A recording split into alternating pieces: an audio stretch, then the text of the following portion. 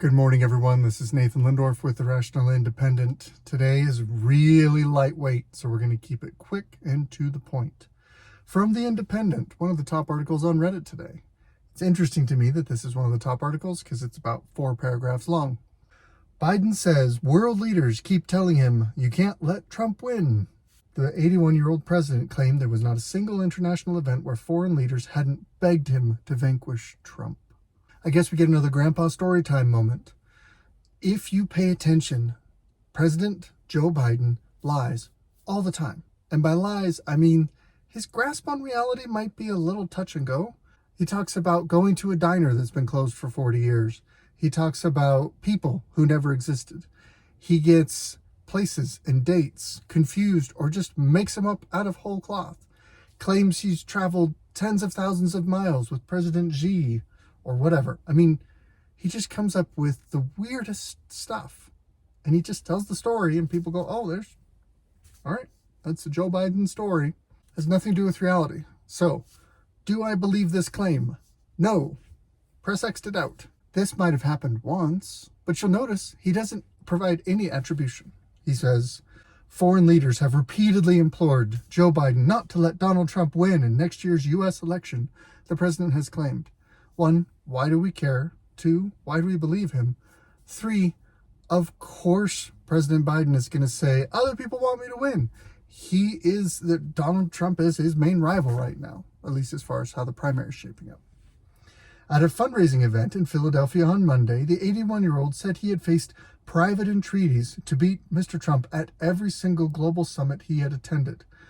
Very convenient, unable to fact check. He's not providing attribution to any person. Instead, he's saying it happens every time.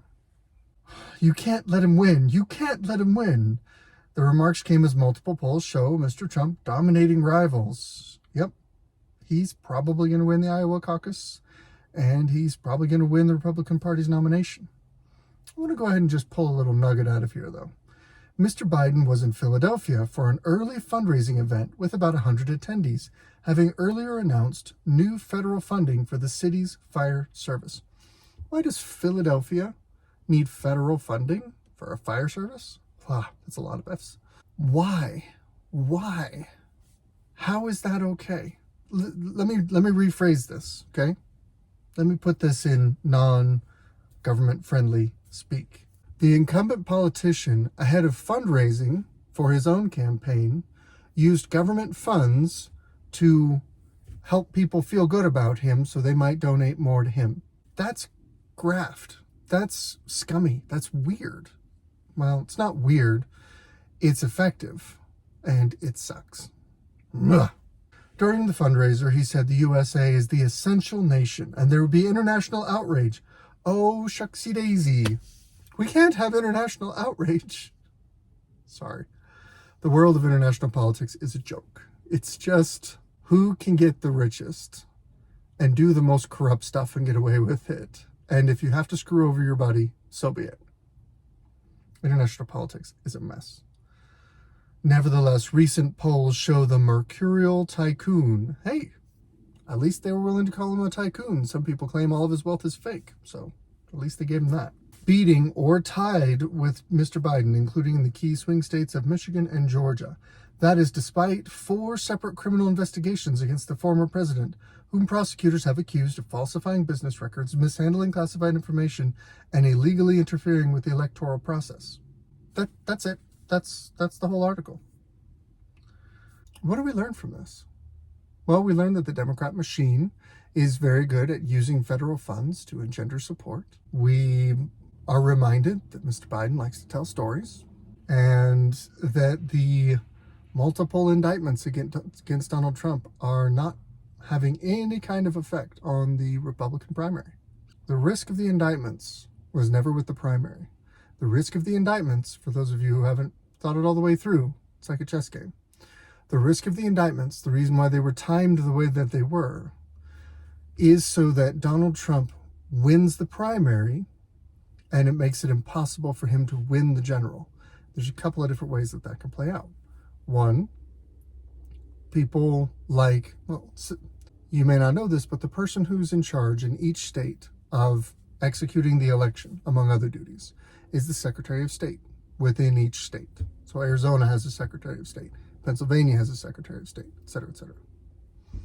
There are rules within each state on what it takes to be on the ballot. An argument could be made that the reason for the indictments is to give fuel to friendly secretaries of state to go through and remove Donald Trump from the ballot. So when people go to vote in Wisconsin, you have President Biden and nobody from the Republican side. You think that's going to tip things? If suddenly the Republican has to be a write-in candidate, you think that might affect the way the election plays out? Yeah, it might. So watch for that. As these things progress, if they kicked off these indictments too early, they would run through their process, they would convict Donald Trump, and he would therefore lose or withdraw from the primary, and they would therefore wouldn't have any effect on the general. The Democrats don't care about the primary. They care about the general. They want to stay in power.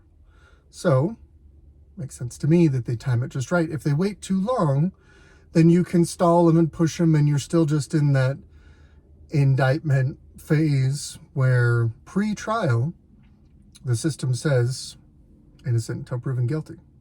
So prior to a conviction, you can smear, but Donald Trump is kind of smear-proof because pretty much everything's been smeared on him. He's arguably, I heard someone say this the other day, and I can't necessarily argue with it, he's arguably the most investigated man in the history of the world. More effort, time, and manpower and money has been spent digging around Donald Trump's life than possibly anybody else ever.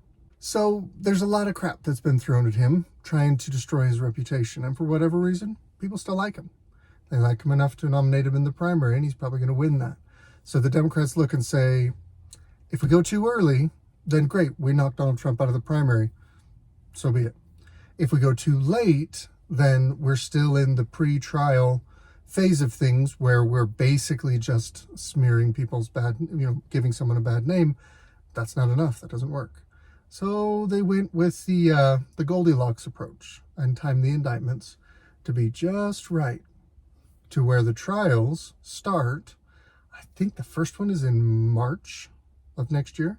So in these 6 months leading up to the general election next year, Donald Trump is going to be dealing with court obligations across 4 different trials in multiple jurisdictions instead of being able to campaign, instead of being able to speak to the American people. He's going to be in court.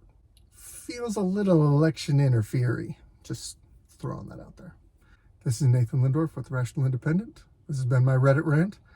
Good luck out there.